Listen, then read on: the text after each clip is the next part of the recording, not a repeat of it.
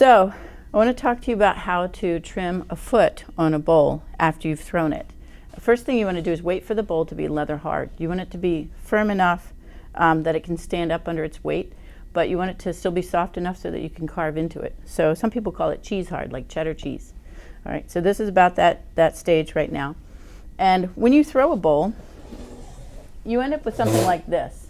So you have a curve on the inside, you have the walls on the outside, and then you have this extra clay around the bottom of the bowl. And what you want to do is trim that extra clay away, except for a ring that we call the foot.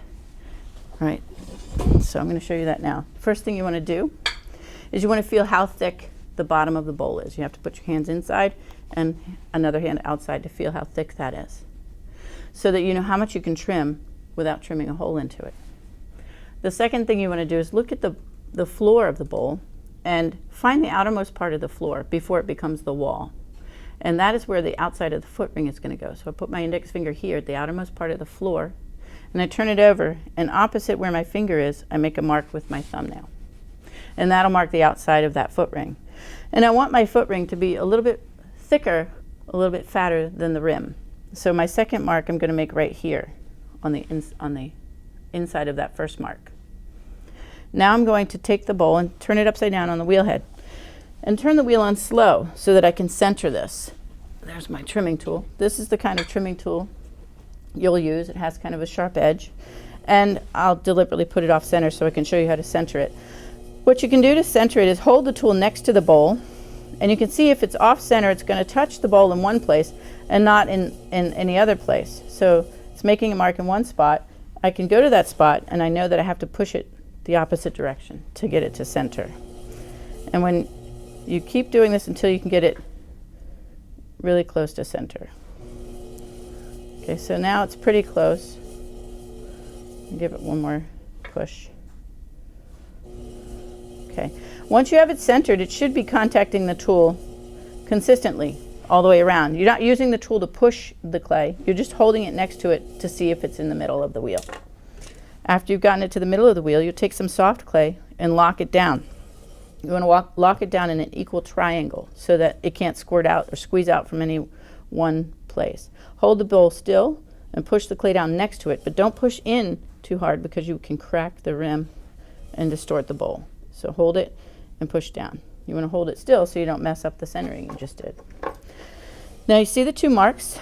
Hold the tool firmly in your dominant hand and support with your non-dominant hand. For me, it's my left. So I'm going to hold this tool here, make a ring, and then I'm going to make a second ring here to mark the foot.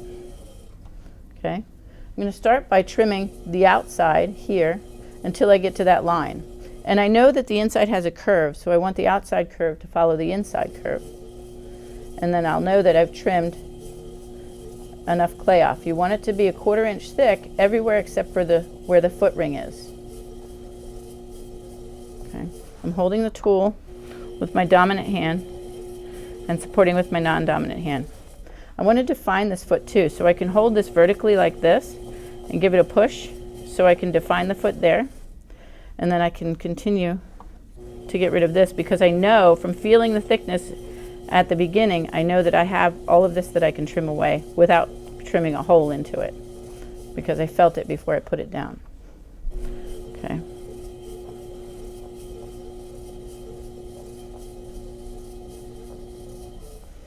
Trim that curve to follow the inside curve. And if it's soft, if it's on the soft side, you can then get rid of the trimming marks with your index finger. If it's a little more firm, you could put a little water on it and use your finger or a rib tool to smooth those lines over. So I've defined the foot on the outside.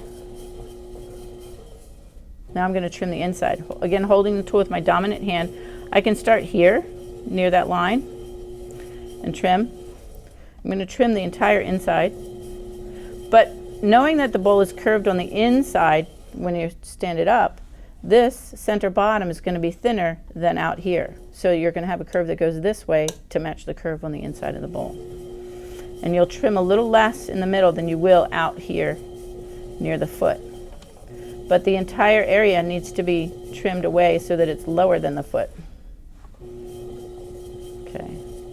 So So I've got that trimmed pretty well. I can define the foot a little bit by holding the tool vertically. And now I need to address the foot. I don't want to leave it flat. I think that if it's in a curve, it's less likely to wobble because you only have one point of contact if the foot is rounded. So I'm going to make it rounded. Just curve a little bit in here and trim it into a rounded form. Okay, get rid of this so you can see. And I like to put a little bevel here. Makes it look nice. Clean that up a little. Okay. Then I can go over the whole thing with my finger to clean it up. Smooth it over. And you can, again, you can wet your fingers if you need to, or you can use a rib tool.